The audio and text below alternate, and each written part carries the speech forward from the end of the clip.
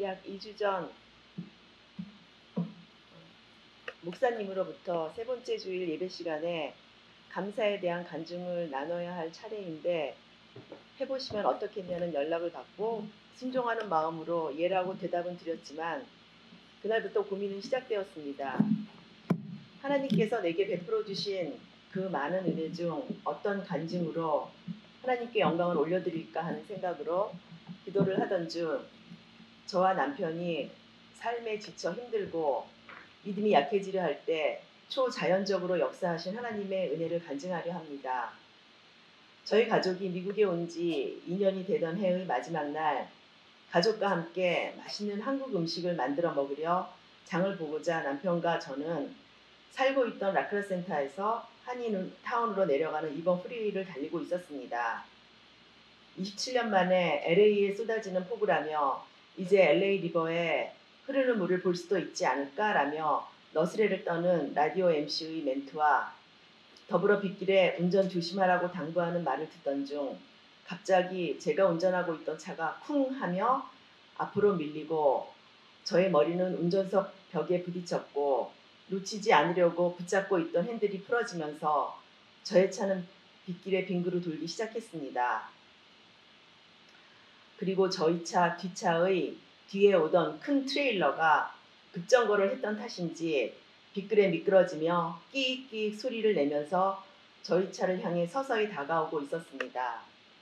아, 이제 죽는구나 라는 짧은 생각을 하면서 집에 두고 온 아이들과 여러 가지 생각이 파노라마처럼 빠르게 머릿속을 스쳐갔습니다.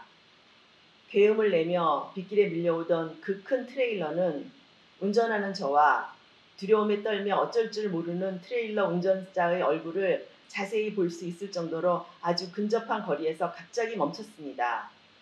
하나님의 초자연적인 역사하심이었습니다. 죽을 수도 있었던 상황에서 하나님은 저와 남편을 살리셨습니다. 죽음에서 건지신 하나님께 감사의 기도를 드리고 남편은 억수같이 쏟아지는 빗길에서 사중충돌의 운전자들과 인포메이션을 주고받은 후 조수석 차문을 열고 들어오려는 순간 이번에는 달리던 다른 차가 비상등을 켜고 갓길에 세워두었던 저희 차 오른쪽 뒷부분을 받았습니다. 남편은 비를 피하려 쓴 우산과 함께 2m 정도 붕 뜨며 갓길 옆의 숲에 떨어졌습니다. 그날이 그의 마지막 날이라 송년 파티를 하러 가는 젊은이들이 빗길에 운전 미숙으로 저희 차를 받았던 것입니다. 갑자기 생긴 사고로 지나가는 차들이 차를 세우며 물과 담요로 넋이 나간 저와 의식을 잃은 남편을 보살펴 주었고 곧이어 도착한 911 앰뷸런스를 타고 근처 병원의 응급실로 남편은 실려갔습니다. 저는 바로 몇 분 전에 죽음의 순간에서 구해주셨던 하나님께 미친 듯이 절규하며 다시 기도했습니다. 몇 시간이 지난 후 남편을 진료했던 의사가 나와서 제게 이렇게 말했습니다. 내 남편은 약간의 타박상과 숲에 떨어지면서 긁힌 상처 외에는 머리나 어깨, 몸, 팔, 다리 등 아무런 이상이 없는 것 같다며 이건 정말 기적이다 라고 말하면서 아마 내게 종교가 있다면 그분이 너와 내 남편을 도운 것 같다라고 제게 정확하게 말했습니다.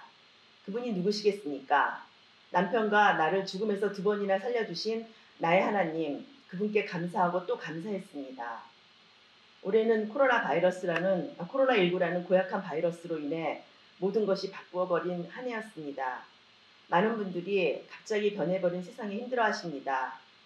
저희 가족 또한 힘들고 어려운 한 해였습니다. 16년 전 유학생 신분으로 5학년인 아들과 28개월 된 딸을 데리고 미국에 온 저희 가족은 남편이 학위를 마치고 학교 연구소와 엔지니어로 그리고 저도 일하며 조금씩 모은 돈으로 남편이 게이트웨이 신학교를 다니는 동안 남편의 학비와 아이들의 학비와 생활비로 충당하며 거의 5년을 버티었습니다. 올해 들었으면서 저희 가정의 재정이 바닥을 보이기 시작했고 저희 부부는 직장을 찾기 시작했습니다. 남편의 전공인 엔지니어의 경력은 이미 단절되었고 50이 이미 훌쩍 넘어버린 나이로 인해 엔지니어의 잡을 찾는다는 것이 힘들다는 것을 저희 부부는 곧 알게 되었습니다.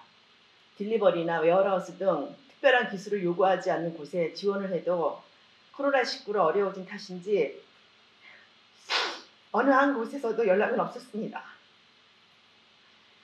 저 또한 IMB 선교사로 나가기 위한 조건 중 하나인 배우자도 신학교를 다녀야 했기 때문에 게이트웨이 신학교를 다니라 몇 년을 쉬어서 그런지 그동안 저의 전공인 일을 했던 디자이너의 잡을 찾을 수가 없었습니다.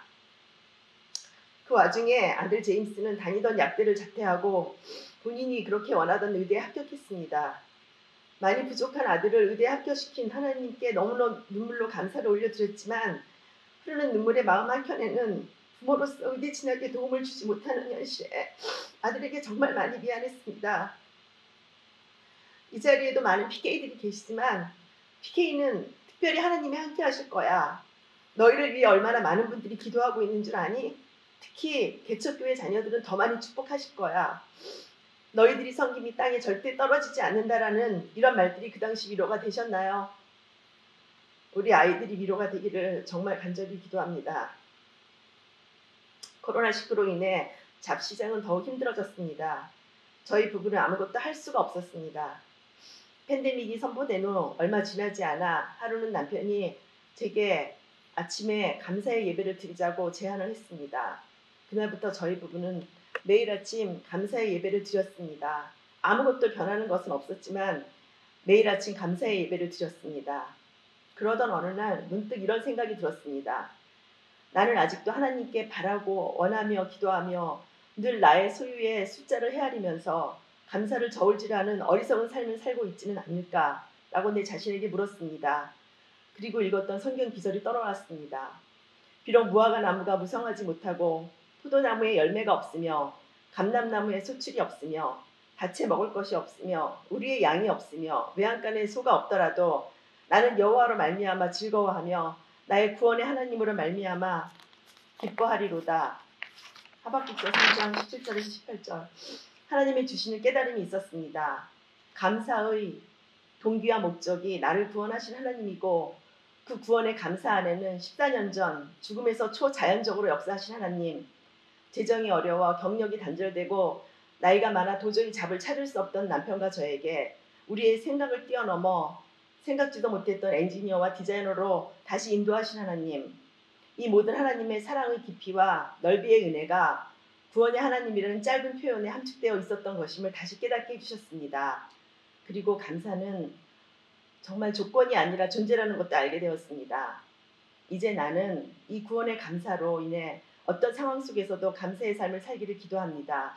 끝으로 나를 구원하시고 그 구원의 감사를 통하여 풍성한 은혜의 삶을 주신 하나님께 영광과 감사를 올려드리고 간증할 수 있게 해주신 목사님께 감사드리며 부족한 저의 간증을 들어주신 여러분께도 감사드립니다.